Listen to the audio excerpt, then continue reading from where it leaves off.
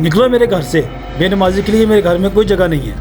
अब्बा कैसी बातें कर रहे हैं? जुम्मे के जुम्मे जाता तो हूँ आपके साथ नमाज पढ़ने।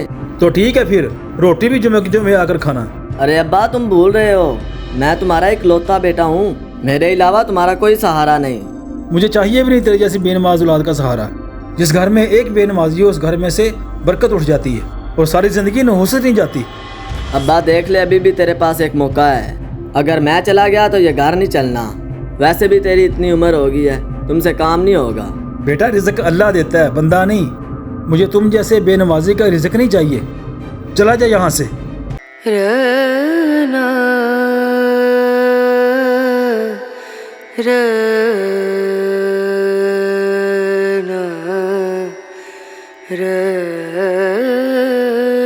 या अल्लाह मेरे बेटे को हिदायत नसीब फरमा, इसको तो मेरी बात समझ नहीं आ रही। गोश्त दे आता हूँ, घर पका के खा लेंगे, वरना इनके पास क्या होगा खाने के लिए।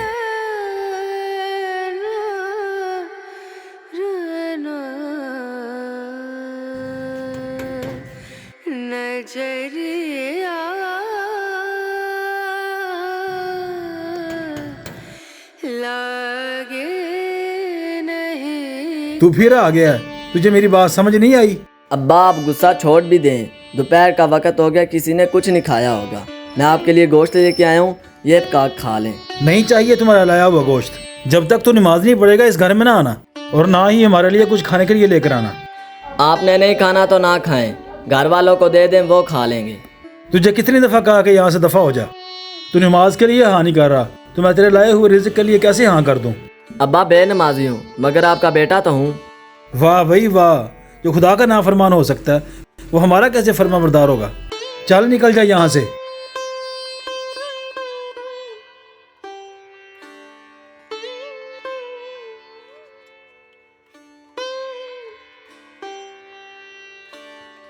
अरे काशिफ, इतने परेशान क्यों लग रहे हो और इतनी गर्मी में कहाँ जा रहे हो? क्या बताऊँ यार, जाना कहाँ है, अब्बा ने नमाज ना पढ़ने की वजह से घर से निकाल दिया है।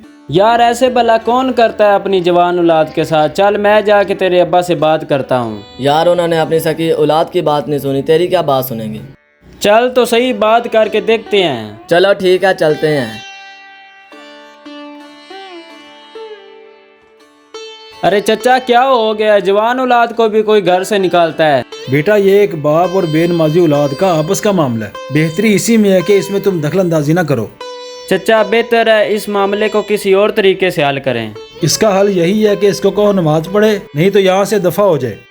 चचा मैं तो आपको समझाने आया था, बाकी आपकी मर्जी है।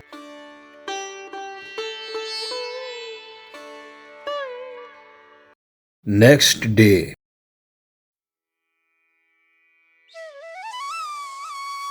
अस्सलामु अलैकुम।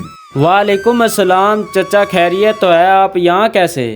तुम मेरे बेटे के अच्छे दोस्त हो, मैं इसलिए तुम्हारे पास आया हूँ। मैंने तुमसे एक ज़रूरी बात करनी है। ज़रूरी बात करनी है? चले आए, इधर बैठ के बात करते हैं।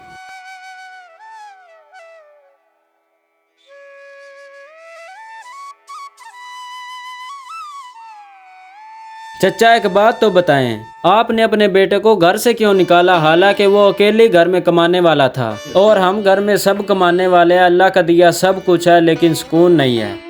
सुकून नहीं है? बेटा ये बताओ कि जब अजान होती है तुम नमाज पढ़ने जाते हो? नहीं चचा, काम से फुर्सत ही नहीं मिलती, नमाज कैसे पढ़ें? बेटा रिज़्क तो अल्लाह मेहनत करने वालों को देता ही है, मगर उसमें बरकत और सुकून नहीं होता।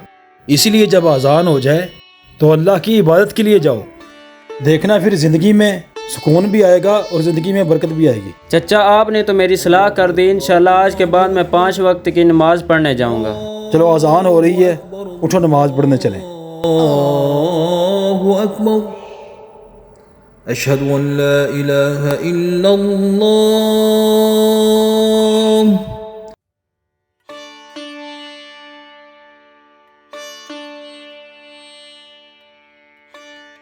देखिए चचा, अल्लाह पाक ने काशिफ को हिदायत दे दी है। जी बेटा, जब सख्ती की जाए तो औलाद कैसे नमाज ना पढ़े? ये वालिदैन की ही जिम्मेदारी बनती है कि अपनी औलाद से नमाज पढ़वाएं।